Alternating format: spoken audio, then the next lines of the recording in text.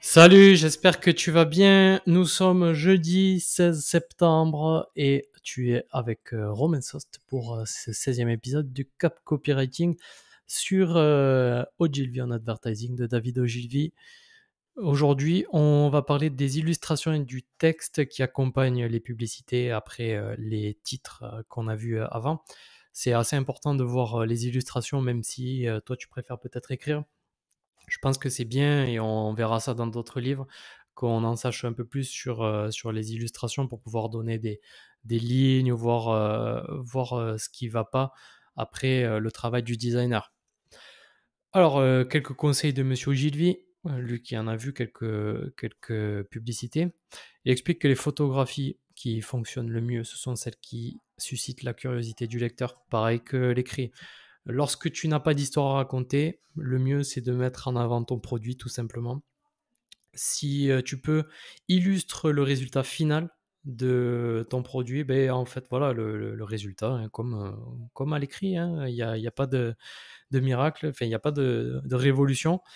L'utilisation de personnages connus, il déconseille complètement parce que ça augmente le rappel, mais ça semble baisser le rappel du produit en lui-même. Mais bon, si c'est une figure d'autorité, ça peut être intéressant de le mettre. Je pense à Stéphane Plaza à chaque fois. Bon. Ne montre pas de visage humain agrandi plus que la taille réelle. Ça semble repousser les lecteurs et c'est ce qu'il explique. Bon, je sais pas, je sais que les femmes n'aiment pas trop les gros plans sur elles. En tout cas, c'est ce que j'ai pu expérimenter quand je faisais des photos de temps en temps. Ne présume pas que les sujets qui t'intéressent intéresseront nécessairement les consommateurs. Donc ça, c'est en fonction des recherches, hein, tu sauras ce qui l'intéresse, ce qui l'attire. Pareil qu'à l'écrit, finalement. Lui, il explique qu'il pensait que les chefs, pour la cuisine, les chefs, ça allait trop cartonner parce qu'il adorait ça. Il a été chef en France. Mais pas du tout, ça n'a pas du tout fonctionné. Il était déçu. Il a Franchement, je te conseille vraiment de l'acheter ce livre. Il est assez drôle. Il a quelques anecdotes croustillantes à propos enfin un petit peu partout. Il avait l'air assez marrant ce bonhomme. Et enfin, dernier conseil, lorsque tu fais de la publicité destinée à la cuisine, tu vas attirer plus de lecteurs si tu montres ton produit fini. Ben, c'est comme ce que j'ai dit plus tard, hein, le résultat. Voilà, ça va plus fonctionner. Et moi, j'ai eu un petit avis. Enfin, en fait, j'avais une petite réflexion là-dessus, c'est que tu vas pouvoir comme l'écrit, tu vas essayer de faire une page de vente adaptée à chacun de tes segments. De la même manière, c'est bien de revoir les images et de les adapter en fonction de tes segments. Comme le fait Netflix, je pensais, tu sais, qu'ils ont des images qui tournent et qui vont attirer plus certains types de personnes. Et donc, voilà, ils adaptent ça avec les images parce qu'il n'y a pas de copie. Et, euh, et ça me fait penser à une étude qui avait été menée, enfin, pour parler vraiment du pouvoir des illustrations. Et là, c'est en parlant du fond, du background, de l'arrière-plan. C'était dans les années 90. Euh, si je me souviens bien, j'ai pas réussi à retrouver le livre où je l'avais trouvé ça. Mais ils avaient testé un fond avec des nuages sur un site de vente de matelas. Et ça avait beaucoup plus vendu que sans les nuages et les gens avaient été prêts à payer plus cher et trouver les choses plus confortables. Et ils jugeaient moins sous le prix. C'est dire en fait l'influence des images et un point de vue enfin ça touche l'inconscient, voilà. J'ai bien galéré, maintenant je continue avec le corps du texte. Le corps du texte, les conseils qui sont assez classiques, il nous dit de faire des phrases courtes et pas des phrases longues, d'éviter les mots difficiles. Il explique qu'une fois, il utilisait le mot obsolète et que les gens, ils ont rien compris, donc il a dû changer et utiliser le mot à l'ancienne à la place. Voilà, ben ça, on s'adapte à sa cible et on prend en compte que personne n'a envie d'être pris pour un con. Ou se dire, putain, mais je suis con en fait. Donc, on essaie de pas utiliser des mots complexes, sauf si, en fait, pas de jargon, sauf si tu t'adresses par exemple à des docteurs ou à des chercheurs, des ingénieurs. Là, c'est bien d'utiliser des bons mots compliqués que eux ils utilisent parce ils vont te prendre au sérieux. C'est important dans ce cas-là. Écris tous tes textes sous forme d'histoire. Bah, au maximum, hein. Alors, lui, il prend l'exemple, moi, que je ne connaissais pas de cette publicité, le titre, c'est «L'étonnante histoire d'un zippo qui a fonctionné après avoir été extrait du ventre d'un poisson». C'est énorme quand même, ça donne envie de lire, hein. Et la plus connue aussi de John Couples qui est, «Ils ont ri quand je me suis assis au piano, mais quand j'ai commencé à jouer», et elle a été reprise et reprise et reprise et franchement, reprends-la, hein. Si ça fonctionne, c'est que, enfin si ça a fonctionné une fois, c'est que ça fonctionnera tout le temps. Évite les analogies.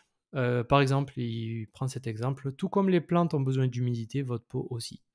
Mais en fait, si, les gens ils sont là: «Ah non, j'ai pas compris, allez, je continue».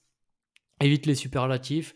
Bon, c'est comme l'a dit Hopkins, hein, ça décrit pour moi, ouais, je suis complètement d'accord, ça décrédibilise. Voilà, faut pas ça sert à rien, faut être précis. Petit topo sur les témoignages, il faut que ce soit crédible. Bon, c'est ce qui explique, moi je dis pour internet, il va falloir mettre, une photo, le nom complet de la personne et le top, ça serait une vidéo. Il parle des témoignages de célébrités. Lui, il déconseille, ben, justement pour ce que je t'ai dit, les gens ne se rappellent pas de la pub. Enfin, ils se rappellent de la pub, mais pas du produit. Témoignage d'un expert, ça, c'est vraiment un bon truc. Moi, je suis assez fan des témoignages d'experts, que ce soit des docteurs, c'est ce qu'on pense souvent, les docteurs. Et lui prend un exemple, et là, ça me fait penser à toutes les possibilités que tu peux avoir à dire, tiens, je vais prendre ça comme expert. Alors, son exemple, écoute bien, c'est, faire témoigner un ex-cambrioleur qui n'avait jamais été capable de, casser, enfin de péter le coffre-fort Chubb. Tu vois? Et là, tu te dis: «Ah d'accord, on peut prendre ça comme expert?» Mais en fait, c'est super intéressant. Tu imagines, les possibilités? Je regarde mes poubelles dehors, je pense aux éboueurs, bon, faut voir quoi vendre après, mais je pense qu'il y a beaucoup de possibilités. La question ah non, avant la question, cruciale, si tu as des promos, des offres spéciales, ben c'est au-dessus de la moyenne en termes de rappel.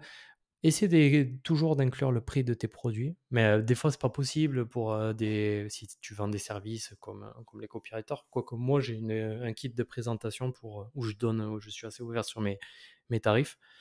Voilà, ça peut être, pas mal parce que c'est vrai que quand tu achètes quelque chose, enfin moi, je sais que je suis comme ça, j'ai envie de savoir combien ça, enfin à quelle sauce je vais être mangé, quoi. Donc c'est bien, de le faire aussi. La question: copie courte ou copie longue? Bah, lui, toute son expérience lui dit que le long, ça vend plus. Alors, j'ai, lu autre chose qui était dans un autre sens, enfin, c'est très rare, hein, que ce soit pas le cas, mais j'ai un autre exemple, enfin, j'ai plusieurs autres exemples où c'est pas le cas, mais on va dire qu'en règle générale, la copie longue fonctionne, donc les copywriters ont de l'avenir. Allez, on se dit à demain, et toujours avec David Ogilvy, et peut-être que j'ai une petite surprise pour demain. Si ça te plaît ce que je fais, ben, n'hésite pas à rejoindre, le CAP sur, mon site capcopywriting.com. Il y a un lien pour, accéder à l'inscription. J'ai beaucoup de ressources, j'ai des éditions du CAP qui sont des résumés, des livres qu'on a abordés, d'autres livres que je vais rajouter petit à petit. J'ai aussi, des guides plusieurs guides qui ont été mis, c'est des petites surprises, je vais en rajouter un aujourd'hui, et voilà. Profite bien de toutes ces ressources gratuites, et viens faire grandir la communauté. Ciao.